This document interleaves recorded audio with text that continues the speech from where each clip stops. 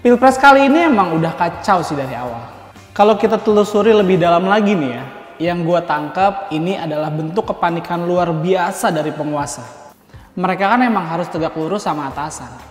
Itu kan ada dalam sumpah jabatan mereka.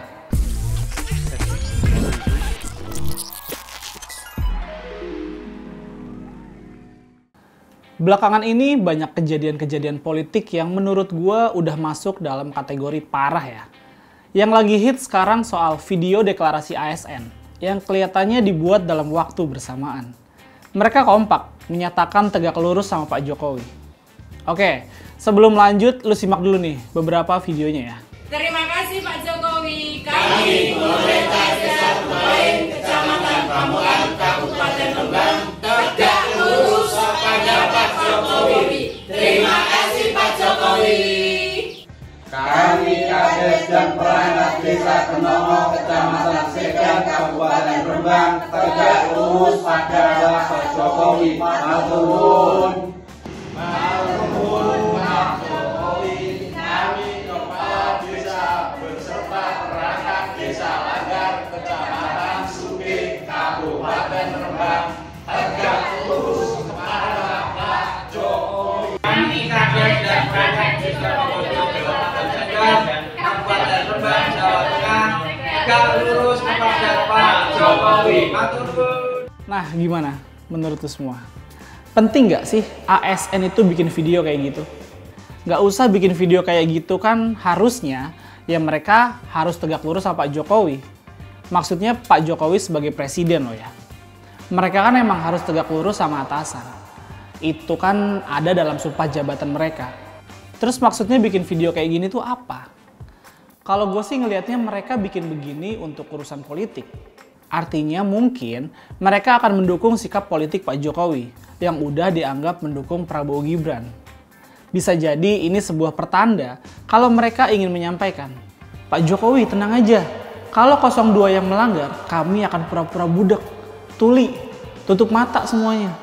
Tapi kalau paslon lain tidak melanggar pun akan kami tindak. Kira-kira gitu lah ya. Ya sebagai pejabat daerah mereka akan punya kewenangan untuk melakukan apapun yang ada di daerahnya. Kalau ada perbuatan tim 02 yang melanggar ya tinggal dirubah aja aturannya. Sesimpel itulah kira-kira. Kalau kita telusuri lebih dalam lagi nih ya, yang gue tangkap ini adalah bentuk kepanikan luar biasa dari penguasa. Kebetulan dalam hal ini adalah bapaknya Mas Gibran. Gue sampai sekarang masih yakin presiden netral kok. Tapi jujur aja, gue nggak yakin bapaknya Mas Gibran bisa netral. Dukungan yang diberikan bapaknya Mas Gibran awalnya emang malu-malu. Tapi melihat keadaan sekarang rasanya bapaknya Mas Gibran ini udah siap-siap main keras. Kenapa? Karena beliau tahu angka survei yang sebenarnya dan angkanya ternyata nggak seperti yang diumumkan sama beberapa lembaga survei. Kan ada tuh lembaga survei yang bilang kalau pasangan 02 udah tembus sampai 50% lebih. Ini kan halu mereka aja ya. Gue kasih tahu ya, angka realnya nggak setinggi itu kok. Nyampe 50% aja masih jauh. Gue tahu dari mana nih? Ya, dari survei juga. Cuma survei ini gue nilai lebih valid lah ya. Jumlah respondennya lebih banyak. Terus metode ngambil samplingnya yang nggak lapor kemana-mana dulu. Jadi nggak disiram bansos dulu lah respondennya. Dan gue rasa bapaknya Gibran ini tahu soal angka realnya. Dan sekarang gue nilai beliau bukan lagi panik, tapi sudah kalap.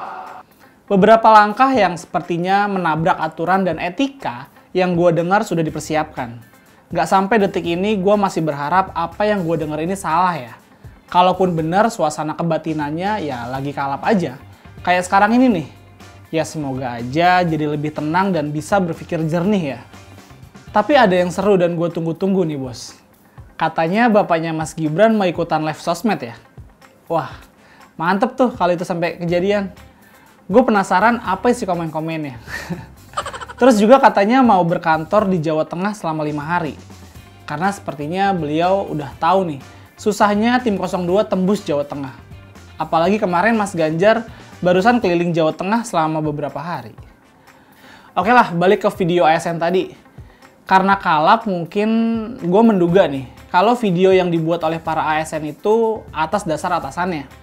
dan atasannya disuruh atasannya lagi, dan begitu seterusnya sampai pucuk tertinggi. Ini adalah bentuk tontonan arogansi kekuasaan. Tapi yang gue lihat ini juga disebabkan oleh melempemnya Bawaslu. Kemarin ada kepala dinas di Medan dan Sekda Takalar menggiring bawahannya untuk mendukung paslon 02. Pertanyaan saya Bapak Ibu, Pak Andi, Pak Suryanta mengarahkan PGRI ke politik. Benar, kita arahkan politik. Tapi tidak, kita di dalam politik itu, kita bukan mencalek Bapak Ibu. Tapi selagi politik bisa menguntungkan. Iya, menguntungkan kepentingan kita, kenapa tidak? Pak Jokowi sudah janjikan, kalau anaknya menang, insya Allah akan dilanjutkan program pengangkatan PPNS jutaan. Dan gak diapa-apain tuh. Mungkin malah dapat apresiasi dari atasannya. Karena tidak ada lagi sanksi berat yang akhirnya diikutin lah sama orang-orang lain. Karena mereka juga butuh cari muka sama atasannya. Sampai sekarang tuh udah ada seperti mitos baru di tengah masyarakat. Boleh melanggar asal dukung 02. Dijamin aman.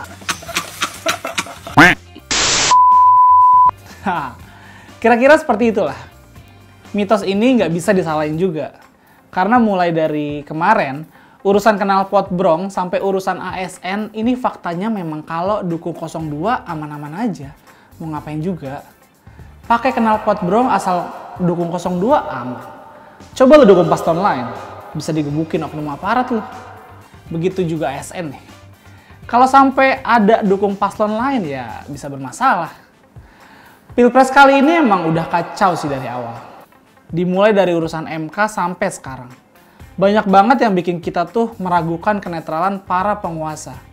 Walaupun dimulainya selalu bilang netral, tapi fakta di lapangan nggak kayak gitu, bos. Emang nggak ada sih instruksi tertulis, tapi kan dampaknya bisa jadi urusan institusional.